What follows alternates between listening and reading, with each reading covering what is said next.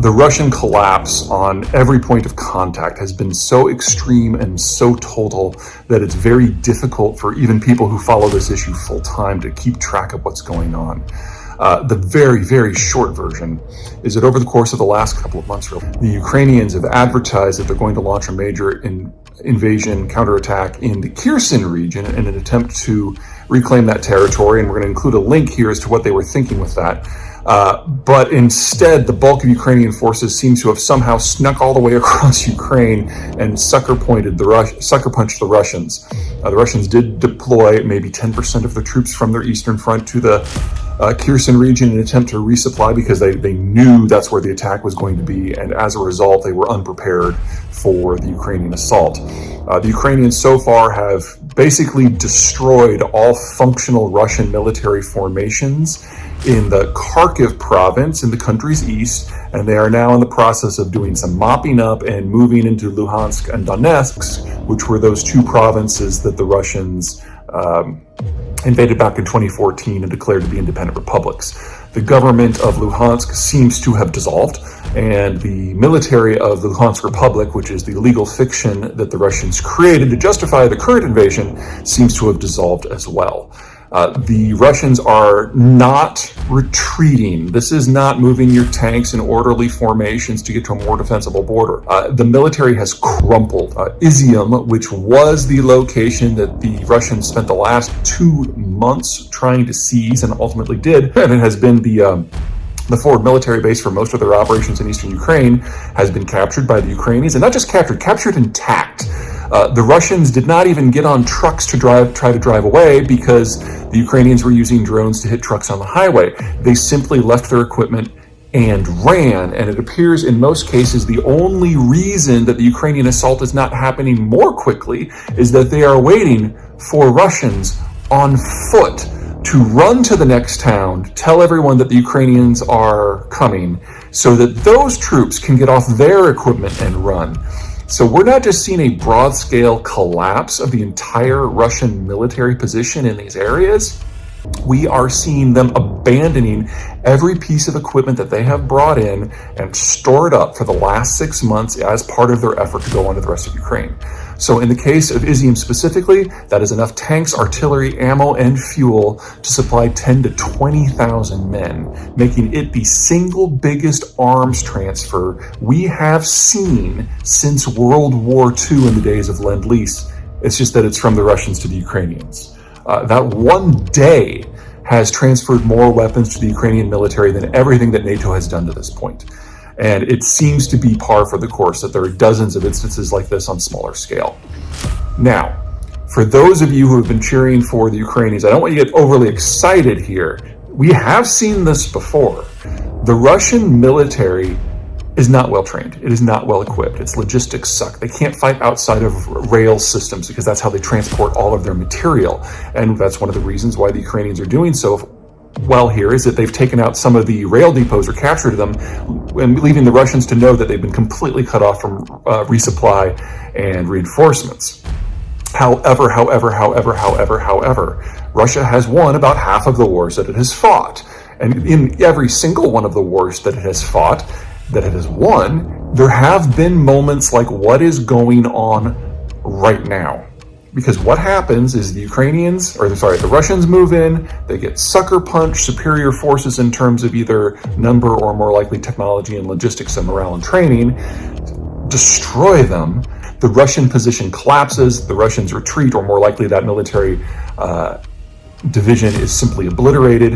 And then back in Mother Russia, there is a bit of a regeneration and a new force comes in with different tactics and different leadership and better equipment. And then the numbers turn. Remember that the Russians still, at least on paper, have a military force that's over 10 times the size of Ukraine. They've got more tanks, they've got more artillery, they've got more aircraft. Everything on paper suggests that this is still the Russians' war to lose. So yeah, they've had a really crappy week. And a lot of us are cheering that this continues, but we should not bet on that. The question is, how fast can the Russian system adjust? And there's really no way to judge that, because the Putin government has such a tight information lockdown in Russia proper, we really can't even gauge that. The second question that in the long run is going to be far more important is whether or not this is the end. The Russian demographic is so far beyond terminal that I've long thought that this was going to be their last war. Now, they still have the numerical advantage over Ukraine, which is even in a worse demographic situation. So in a fight between two maimed countries, Russia still has all the cards. But we now know from the way this war has been carried out that the Russian military equipment manufacturing capacity is nil. Most of that money's been stolen. We know that Russia's in-place capacity to train new troops is nil. We know that that has all been stolen. And we know that they're now relying on imported weapons from places like Iran and North Korea, which are not synonymous with scale and quality. And so if this is the situation the Russians are in, where their population's dying out, their youth generation is their last one, and they might not even be able to equip or train anyone they get, this could very well be the end. Do not count your chickens before they hatch, because Ukraine is in exactly the same situation. And if something happens to the weapons pipeline from the West, there's only so much equipment that the Ukrainians can capture from the Russians before it's all back in Russia proper. So, does that mean there's a lot of cross currents? Yeah, that's where we are. This is not just a normal fog of war. This is fog of war when most of the assumptions that we were all operating on have proven to be wrong.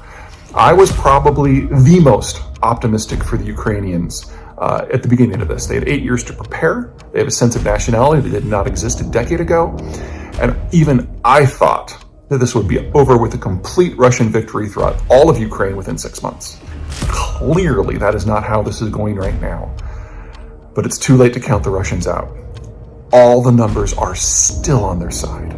And if they are able to rally like they did in World War II, we will go from a complete rout across the Eastern Front to something like the Great Patriotic War. That is still well within the realm of possibility.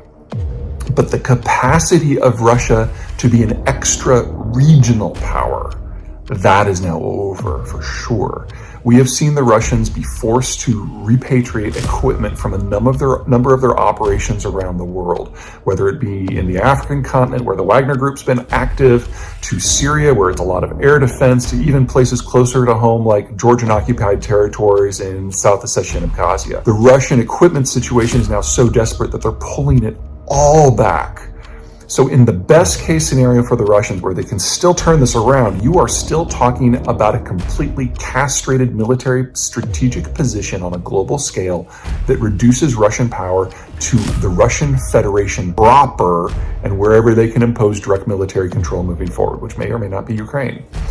So even in a situation where the Russians can turn this around completely, it is an end to Russia as a strategic power. That we can say with high confidence now. You throw in some of the stuff that's happening on the economic front, that's a topic for another day, and that castrates the Russian power capacity even further. Okay, I realize that's a little rambling, but honestly, we've been getting one shock after another, hour after an hour for 96 hours now. I don't know how far the Ukrainians can push this. They do have limitations on manpower and logistics, just like the Russians.